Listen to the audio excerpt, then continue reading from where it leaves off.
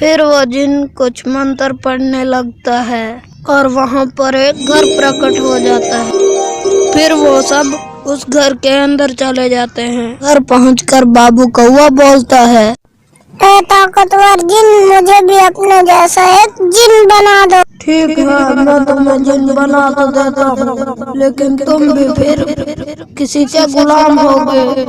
एक बार फिर सोच लो। अरे बेवकूफ जिन, मैं तुम्हारा मालिक हूँ, मेरा हुक्म मानो। फिर वो जिन बाबू कौए को जिन बना देता है। फिर वो जिन बाबू कौए को चिराग में कैद कर कर कुछ मंत्र पढ़कर दूर जाकर पहाड़ों में फेंक देता है। कहा जाता है अभी भी बाबू कौए का चिराग किसी गुफा में पड़ा है। बारिशी कौआ कहीं जा रहा होता है, तभी सामने से उसे एक मोटर बाइक लगती है। बारिशी कौआ वहां पर बेहोश हो जाता है। बाबू कौआ नीचे उतर कर देखता है कि जिसे उसने बेहोश कर दिया है वो तो उसका ही हम शक्ल है। फिर बाबू कौआ बारिशी कौए को हॉस्पिटल ले जाता है। हॉस्पिटल में पता चलता है कि बारिशी कौए की याददाश्त चली गई है। फिर डॉक्टर बोलती है, इसके सर पे चोट आने की वजह से इसकी याददाश्त चली गई है। फिर बाबू कौआ बारिशी कौए को घर ले आता है। तुम कौन हो और मुझे यहाँ क्यों लेकर आए हो?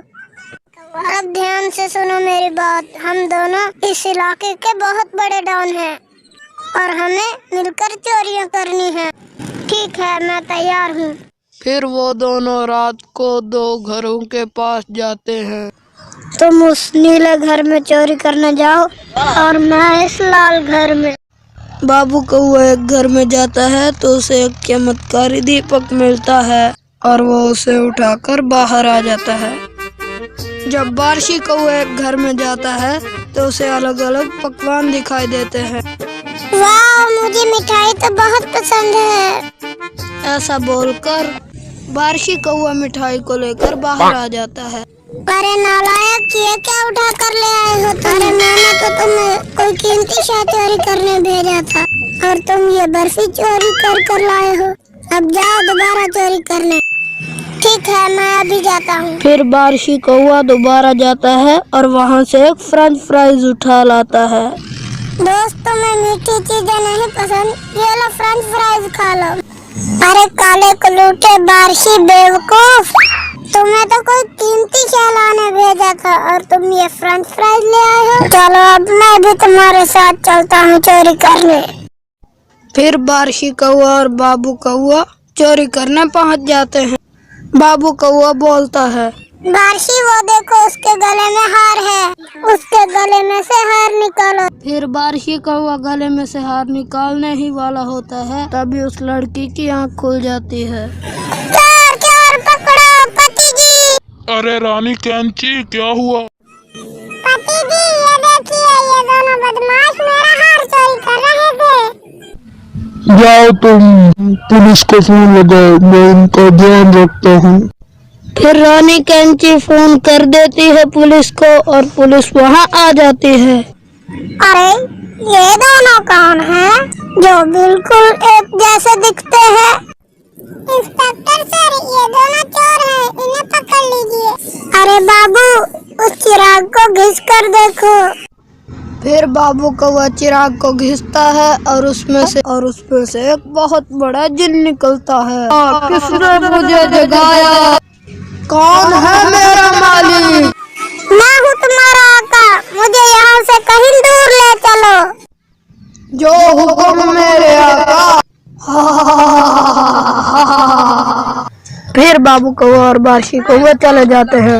बोलो मेरे आका, तुम्हें क्या चाहिए? मुझे यहाँ पर बहुत बड़ा घर चाहिए। जो हुक्म मेरे आका। फिर वो जिन कुछ मंत्र पढ़ने लगता है और वहाँ पर एक घर प्रकट हो जाता है। फिर वो सब उस घर के अंदर चले जाते हैं। घर पहुंचकर बाबू कौआ बोलता है, ए ताकतवर जिन, मुझे भी अपने जैसा एक जिन बना दो। ठीक है, मैं तुम्हें जिन बना तो देता हूँ, लेकिन तुम भी फिर किसी के गुलाम होगे। एक बार फिर सोच लो। अरे बेवकूफ जिन, मैं तुम्हारा मालिक हूँ, मेरा हुक्म मानो।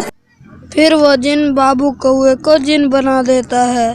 फिर वो जिन बाबू कौवे को चिराग में कैद कर कर कुछ मंत्र पढ़कर दूर जाकर पहाड़ों में फेंक देता है।